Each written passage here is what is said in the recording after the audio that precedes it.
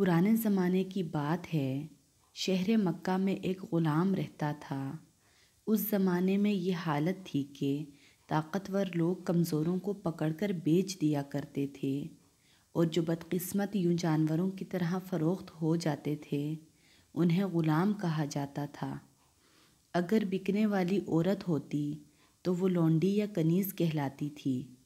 ہاں، تو میں بات کر رہی تھی ایک غلام کی۔ یہ غلام ملک حبشہ کا رہنے والا تھا۔ اس کا رنگ کالا اور ہونٹ موٹے موٹے تھے، لیکن اللہ تعالیٰ نے اسے دل ایسا اچھا اور پاک دیا تھا کہ اس پر ساری دنیا کی خوبصورتی قربان کر دی جائے۔ اسے گناہ کی ہر بات سے نفرت اور نیکی کے ہر کام سے محبت تھی۔ اللہ تعالیٰ کے آخری رسول حضرت محمد صلی اللہ علیہ وآلہ وسلم نے لوگوں کو اسلام کی طرف بلایا اور ان سے کہا کہ بتوں کی پوجا چھوڑ کر سچے اللہ کی عبادت کرو، نیکی کے کام کرو اور برائی سے بچو۔ تو یہ غلام فوراً مسلمان ہو گیا۔ جیسا کہ میں آپ کو پہلے بتا چکی ہوں، غلاموں کو بھیڑ بکریوں کی طرح خریدا جاتا تھا اور ان کے ساتھ ویسا ہی سلوک کیا جاتا تھا جیسا کہ جانوروں کے ساتھ کیا جاتا ہے۔ جو شخص کسی غلام یا لونڈی کو خریدتا تھا اس کا مالک بن جاتا تھا اور اس کے ساتھ جیسا چاہے سلوک کرتا تھا۔ غلاموں اور لونڈیوں کے مالکوں میں کچھ لوگ رحم دل بھی ہوتے تھے اور ان کے ساتھ اچھا برتاؤ کرتے تھے، لیکن اس غلام کا مالک بہت ہی سخت دل تھا۔ اسلام اور مسلمانوں سے تو اسے خاص طور پر دشمنی تھی۔ اس کا نام امیہ بن خلف تھا۔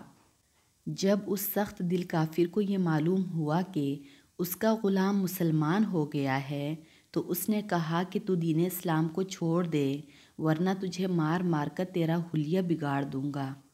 اس سخت دل کافر کی یہ بات سن کر ایماندار غلام نے کہا، آپ کچھ بھی کریں، جس سچائی کو میں نے اپنا لیا ہے اب اسے چھوڑ نہیں سکتا۔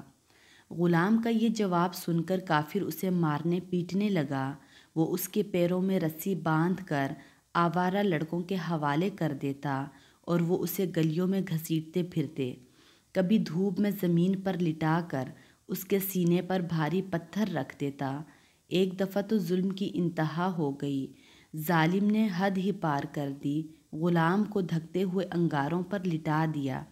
اس کی کمر کی ساری کھال جل گئی اور چربی نکل آئی، لیکن وہ احد احد یعنی اللہ ایک ہے، اللہ ایک ہے پکارتا رہا۔ جب اس ظالم کا ظلم حد سے بڑھ گیا تو شہر مکہ کے رہنے والے ایک مسلمان سردار نے غلام کو اس کے آقا سے خرید کر آزاد کر دیا، اور پھر خدا کے فضل و کرم سے وہ بہت ہی عزت سے زندگی گزارنے لگا۔ سب مسلمان سچے دل سے اس کی عزت کرنے لگے اور اسے اپنے برابر کا درجہ دینے لگے۔